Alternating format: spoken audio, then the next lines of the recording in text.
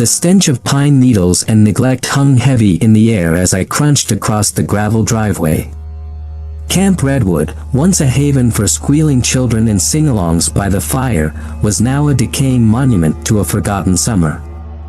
We, a ragtag group of YouTubers reunited after college, had come for a weekend getaway to film a nostalgic, abandoned summer camp adventure vlog.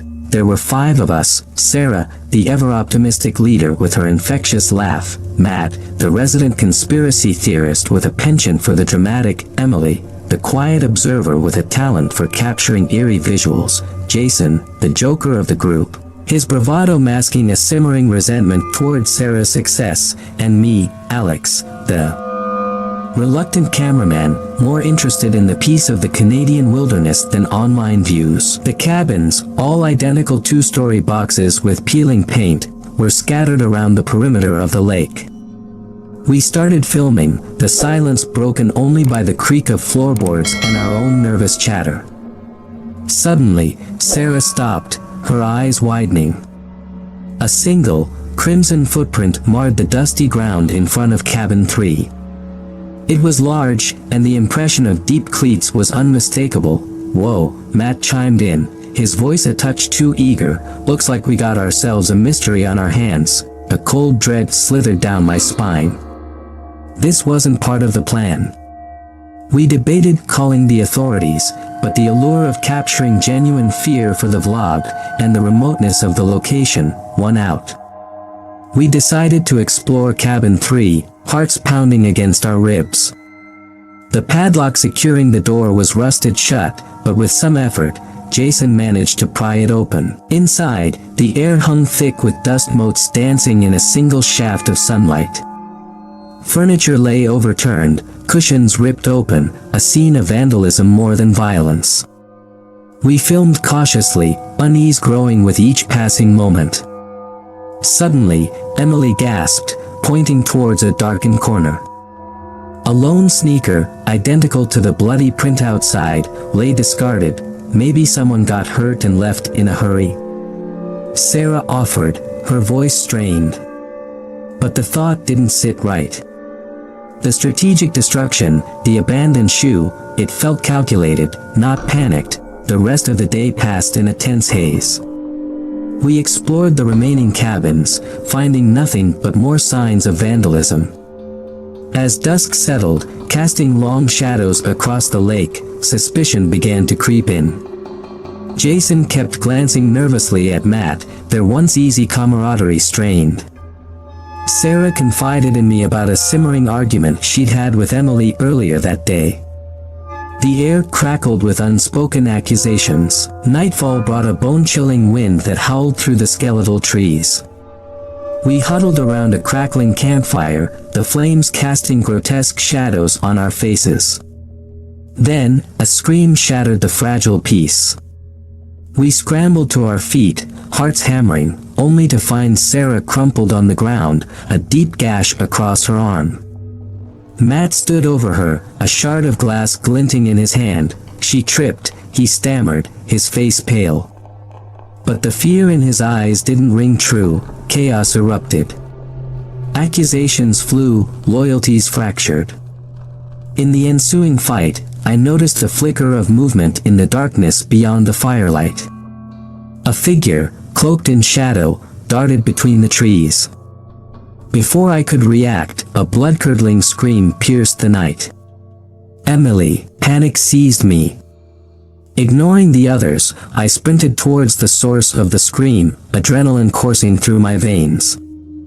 I found Emily dangling from a rope tied to a high branch, her eyes wide with terror. The killer stood below, a chilling silhouette against the moonlit sky. In a flash, it all clicked. The staged vandalism, the misplaced shoe, the convenient accidents, it was all to sow discord among us. The real target wasn't us, it was the camp itself. This wasn't a random slasher, it was a calculated act of revenge. But who? Just then, the figure stepped forward, the moonlight illuminating a face etched with a chilling fury. It was the camp caretaker, a gruff old man we'd met earlier that day.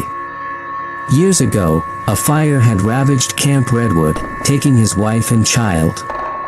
He blamed the camp's negligence, and us, these careless YouTubers, for reopening the wounds of the past. The revelation was horrifying, a chilling twist that none of us could have predicted. The fight for survival became a desperate scramble against a madman fueled by a twisted sense of justice. The caretaker, whose name I never learned, wielded a hunting knife with practiced ease, his movements honed by years of simmering rage. He lunged at me, the glint of the blade sending shivers down my spine. We grappled, rolling on the damp earth, the taste of metallic fear filling my mouth. A twig snapped under his foot, and with a yelp of pain, he went sprawling. Opportunity seized, I scrambled to my feet, my eyes searching for a weapon. In the dying embers of the fire, I saw it, a long, rusted metal rod, once used for roasting marshmallows. I snatched it up, the cold metal biting into my hand. The caretaker was already rising, a snarl twisting his features. We circled each other, the air thick with tension. Suddenly, a guttural roar ripped through the night. Jason, his face a mask of primal rage, charged the caretaker. They collided in a brutal ballet of bone and fury. Matt and Sarah, momentarily forgetting their own mistrust, joined the fray, raining down desperate blows. The scene was a grotesque tableau of grunts, curses, and the sickening thud of flesh on flesh. I stood frozen, the metal rod a useless weight in my hand. Then, in a flash of movement, the caretaker slammed his elbow into Jason's face, sending him sprawling. He raised the knife high, a glint of triumph in his eyes. Just then, Emily, who had managed to free herself from the rope, let out a deafening scream. She had stumbled upon a hidden shed, and now stood clutching a rusty fire axe. With a cry that sent shivers down my spine, she charged the caretaker. The clash that followed was the most brutal yet. The axe, heavy and unwieldy, swung with desperate force. The caretaker, agile despite his age, weaved and parried, his movements fueled by his twisted sense of purpose. The metallic clang of the axe on the knife echoed through the night, punctuated by the ragged gasps of exertion. Suddenly, Emily missed her swing, stumbling back. The caretaker lunged, a feral snarl contorting his face. But before the knife could find its mark, a figure threw itself between them. It was Sarah. With a deafening scream, she shoved Emily aside, taking the full force of the blade in her shoulder. A crimson bloom erupted on her white t-shirt, spreading rapidly. The caretaker, momentarily stunned, stared at his handiwork. In that split second, I sprang into action. The adrenaline that had been coursing through my veins finally found its outlet. With a primal yell, I charged, swinging the rusted metal rod like a club. It connected with the side of the caretaker's head with a sickening crack. He crumpled to the ground, a doll with its strings cut. We stood there, panting, the only sounds our ragged breaths and the crackling fire. Sarah lay on the ground, moaning, her face pale with pain. The horror of what had happened, the sheer brutality of the night, finally hit me. I sank to my knees, the metal rod clattering to the ground, the taste of bile rising in my throat. The police arrived at dawn, the rising sun painting the scene in an ironic wash of light. As they secured the area, I watched, a hollow ache settling in my chest. We had come for a weekend of nostalgia and online clicks. Instead, we had stumbled upon a dark secret and paid a horrifying price. The camera, forgotten in the chaos, lay recording on the ground. I knew, with a heavy heart, that this wasn't a video anyone would ever want to watch. The sunrise, a cruel mockery of hope, cast long shadows across the carnage. Sarah, her face a stark white against the blood staining her shirt, was airlifted out by a frantic medical team. The rest of us, covered in sweat, grime, and the lingering metallic tang of violence, were interrogated by a pair of weary-looking state troopers. Their eyes, hardened by years of witnessing humanity's darkest impulses, flickered across our bloodshot faces, searching for cracks in our hastily constructed stories. Matt, his bravado shattered, confessed to the staged vandalism, a desperate attempt to boost the vlog's suspense. Emily, still shaken from her near-death experience, recounted her terrifying encounter with the caretaker. As for Jason, his rage spent, he sat in sullen silence, a bandage wrapped haphazardly around his broken jaw. The troopers, however, weren't convinced everything was as it seemed. Their questions were pointed, laced with a quiet suspicion. They kept circling back to the accident with Sarah, their eyes lingering on the makeshift splint I'd fashioned for her arm during the chaotic aftermath. The night's events played on a loop in my mind, each brutal detail etched in horrifying clarity. The glint of the caretaker's knife, the sickening thud of flesh against metal, Sarah's scream echoing through the darkness. But amidst the chaos, a single, almost imperceptible detail gnawed at me, the glint of metal on metal just before the caretaker lunged at Sarah. My stomach lurched. The fire axe. Emily had swung it with impressive force, but it hadn't connected. Yet, the caretaker hadn't seemed surprised by the sudden attack. He'd simply parried it with his knife. How? My gaze darted towards Emily, her face pale and drawn. She was staring intently at the troopers, her eyes filled with a flicker of something. Fear. No, it was defiance. A desperate need to control the narrative, a cold dread washed over me. The story we were telling, the convenient villain of the vengeful caretaker, felt suddenly hollow. What if? What if there was more to it? What if the accident with Sarah wasn't an accident at all? The troopers finished their questioning, their faces grim. They informed us they'd be keeping the camp closed until a full investigation was complete. As they loaded their equipment into their cruiser, one of them turned to me, his gaze lingering for a beat too long. "You folks be careful heading back," he said, his voice rough. "These woods hold more secrets than you think." His words hung heavy in the air, a chilling reminder that the nightmare might not be over. Back in the car, the silence was deafening. The camaraderie, the light-hearted banter, all gone, replaced by a suffocating sense of paranoia. We were leaving Camp Redwood, but the camp, with its dark past and its even darker secrets, was leaving its mark on us. As we drove away, the image of Emily, the fire axe clutched tightly in her hands, flashed in my mind.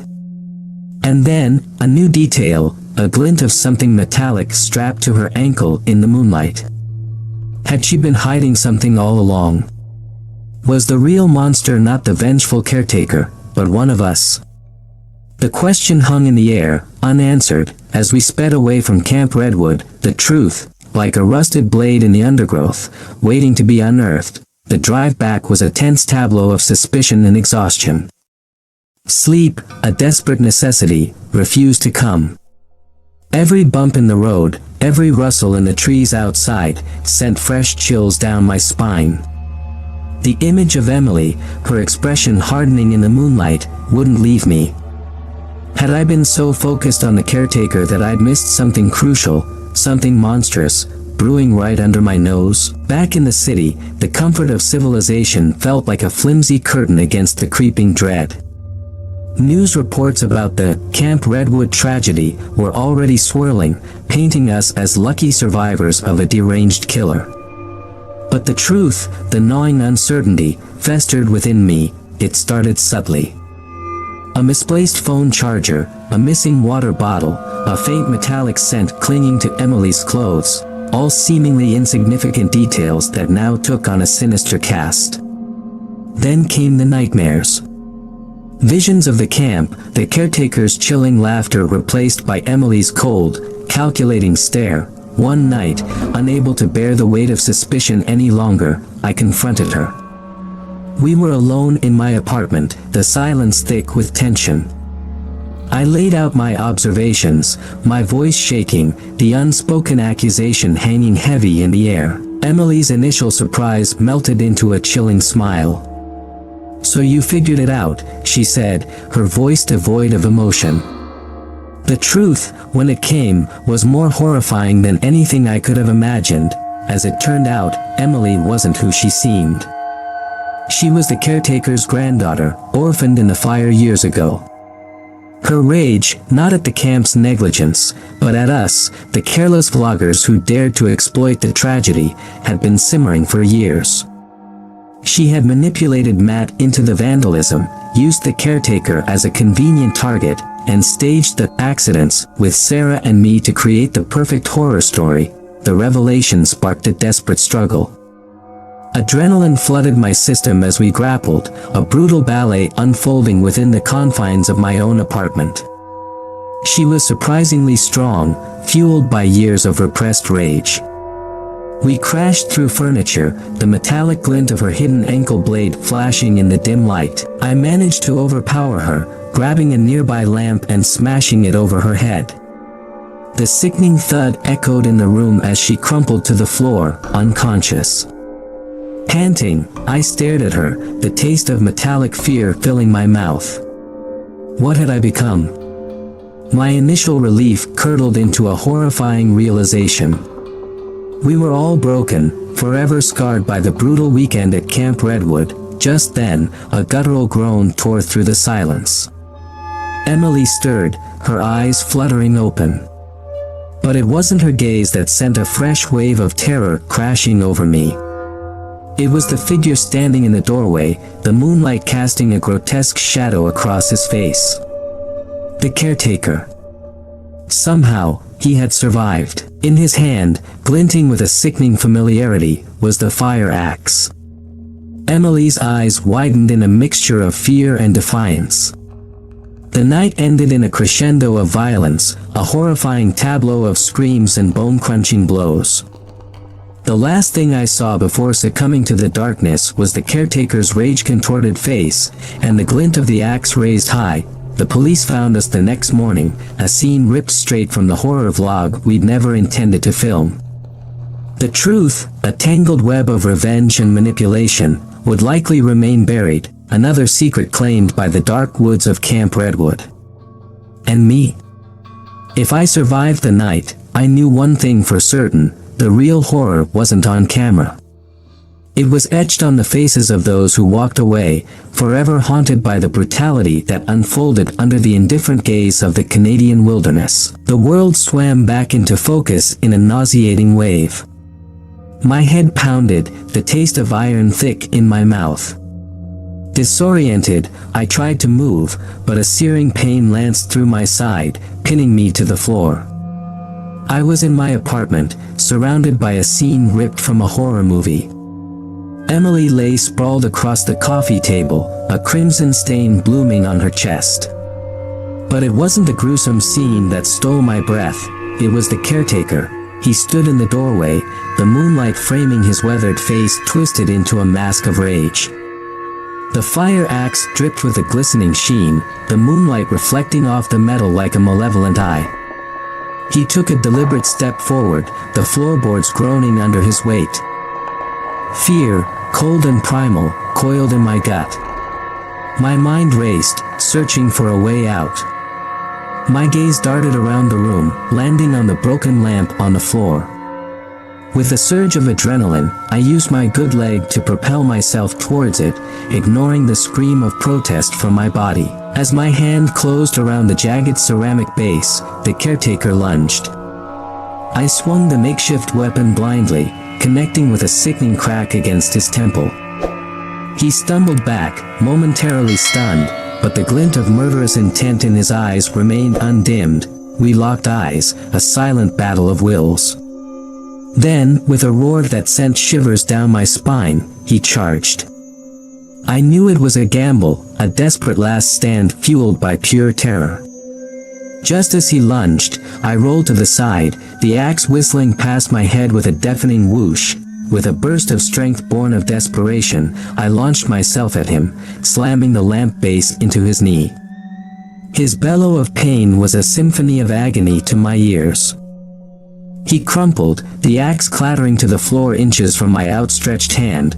We grappled on the blood-soaked carpet, a tangle of limbs and grunts. He was stronger, fueled by a lifetime of simmering rage. But I had the element of surprise, and the desperation of a cornered animal. I managed to wrestle his arm back, feeling the desperation in his grip loosen ever so slightly. With a final, agonizing effort, I slammed my elbow down onto his wrist, feeling the sickening snap of bone. A primal scream tore from his throat as he released me. Panting, I scrambled back, reaching for the fallen axe. My fingers brushed the cold metal just as the caretaker lunged again, his face contorted in a maniacal snarl. He grabbed a shard of broken glass from the shattered coffee table, his eyes gleaming with a murderous glint. We lunged at the same time. The world became a blur of pain and struggle. The axe bit deep into his shoulder, a sickening spray of blood erupting into the air. But in the same moment, the shard of glass found its mark, plunging deep into my gut. I managed to wrestle his arm back, feeling the desperation in his grip loosen ever so slightly. With a final, agonizing effort, I slammed my elbow down onto his wrist, feeling the sickening snap of bone. A primal scream tore from his throat as he released me. Panting, I scrambled back, reaching for the fallen axe. My fingers brushed the cold metal just as the caretaker lunged again, his face contorted in a maniacal snarl. He grabbed a shard of broken glass from the shattered coffee table, his eyes gleaming with a murderous glint. We lunged at the same time. The world became a blur of pain and struggle. The axe bit deep into his shoulder, a sickening spray of blood erupting into the air. But in the same moment, the shard of glass found its mark, plunging deep into my gut. The story they pieced together was a gruesome one, a fight for survival gone horribly wrong. Emily's involvement, her twisted plan, remained buried, another secret claimed by the darkness of Camp Redwood. As I lay in the sterile hospital bed, the memories flickered like a twisted film reel. The once idyllic camp, now a scene stained with violence, haunted my dreams. But it wasn't just the brutality that chilled me to the bone. It was the realization that the real horror wasn't confined to the woods. It lived within us all, waiting to be unleashed under the right circumstances. And in the quiet moments, when the hospital lights dimmed and the world outside faded away, I couldn't shake the feeling that a single, bloodshot eye gleamed from the darkness, a chilling reminder of the night's events, but not a vengeful one. It was Emily's eye, watchful, concerned, reflecting the faint glow of the monitor beside my bed. She sat there, pale and bandaged, but alive. The authorities had found her unconscious in the hallway of my apartment building, a self-inflicted wound on her arm, a desperate cry for help. The truth about her manipulation and rage never came to light. The official story remained a violent confrontation gone wrong. It wasn't a perfect ending. We both carried the scars, physical and emotional, of that night. But as I looked into Emily's eyes, a flicker of understanding passed between us. We were survivors, bound by a horrific shared experience. There would be no more vlogs, no more exploiting tragedy for clicks. Instead, we focused on healing, on rebuilding our lives. We volunteered at a local crisis center, sharing our story, however sanitized it might have been, in the hopes of helping others avoid the darkness that lurked beneath the surface. Years later, on a crisp autumn day, I stood with Emily on the edge of the now abandoned Camp Redwood. The caretaker's rampage had sealed its fate, the cabins boarded up, the once bustling campground silent. A melancholic peace settled over me. "It's over," Emily whispered, her voice barely audible. I nodded, but a part of me knew it wouldn't be entirely true. The memories, the brutal night, would always be a part of us. But for the first time since that night, it didn't feel like a burden. It felt like a reminder, a harsh but necessary one, of the fragility of life and the importance of staying true to ourselves. As we turned to leave, a single, vibrant leaf, carried by the autumn breeze, landed at my feet. It was crimson, the color of blood, but also the color of courage, the color of survival. And in that perfect shade, I found a flicker of hope, a reminder that even in the darkest of woods, a single spark of life could endure.